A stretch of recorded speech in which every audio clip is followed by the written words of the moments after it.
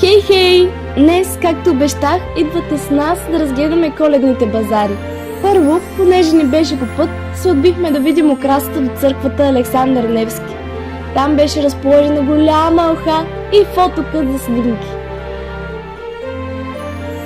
Решихме да стигнем до НДК пеша, затова ви оставям да се насладите на софийската коледна украса.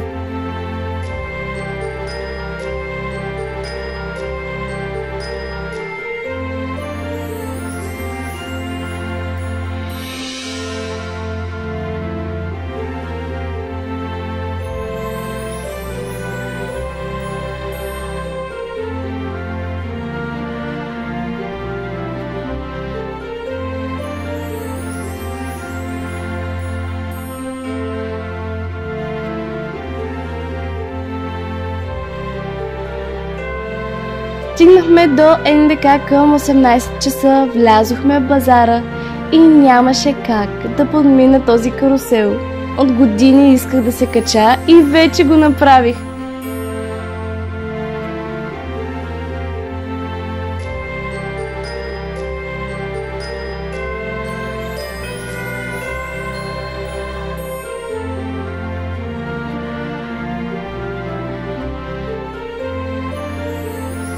Разгледахме останалата част от базара, предлагаха се орнаменти, мърч на малки и големи български търговци, най-различни ястия, десерти, напитки, но цените бяха доста високи, особено за малките порции, които се предлагаха. Въпреки това обаче хора не липсваха, даже напротив, имаше доста дълги опашки, дори нямаше свободни маси.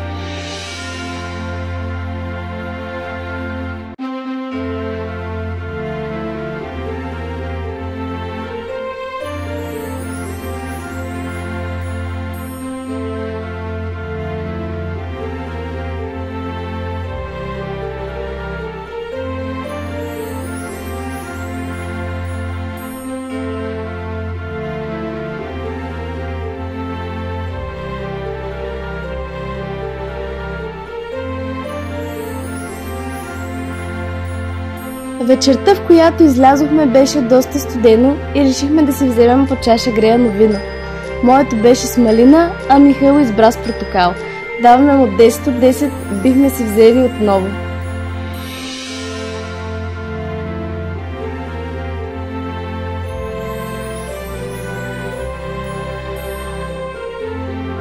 Дори дядо Коледа беше дошъл.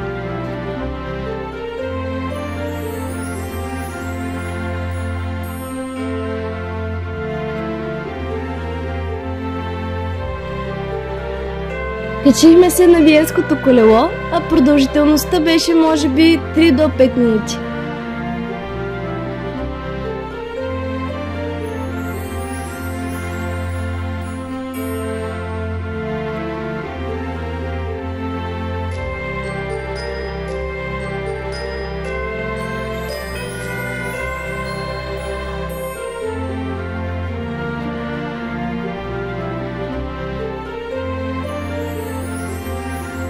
Закупихме и специална коледна монета сувенир.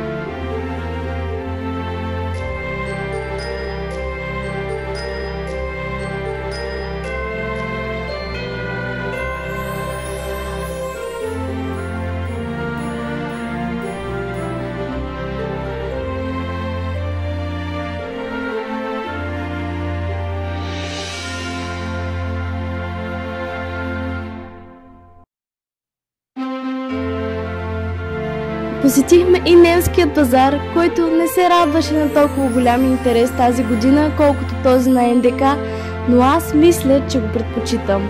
Беше по-спокойно, базарът беше по-сгушен и носеше повече уют. Храната отново беше скъпа, може би с 2-3 лева по-скъпа от базарът на НДК, но изглеждаше по-апетитна и изкушаваща.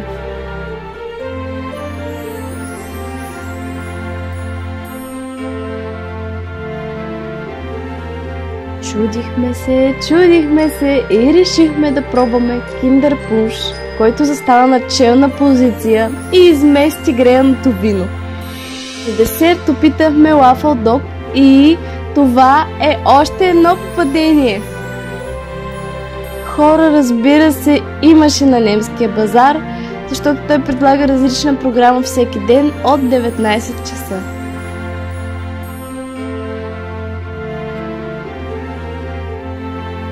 Изобилието от ръчен шоколад на този щанд ме впечатли.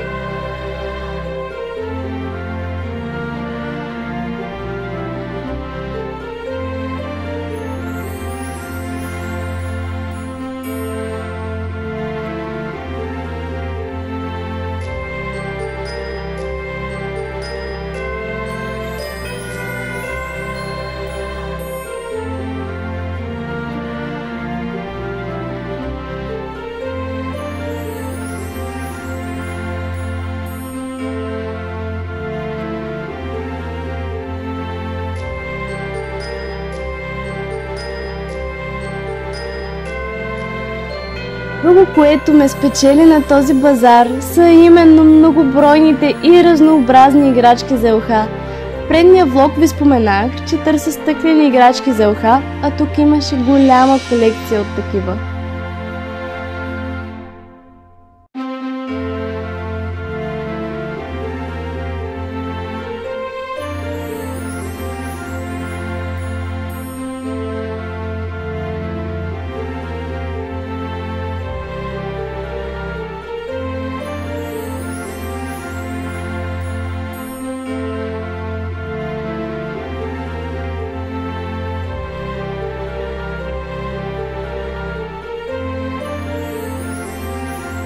Точно мислих да си взимам кафенца за 2 лева, но се обърнах, усетих аромата на бунщовете, но цената им от 8 лева не ми хареса и бързичко ги подминах.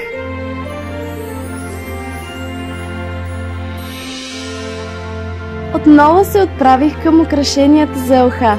Вижте, и те не бяха бюджетни, даже изобщо, но поне си красиви и си струва.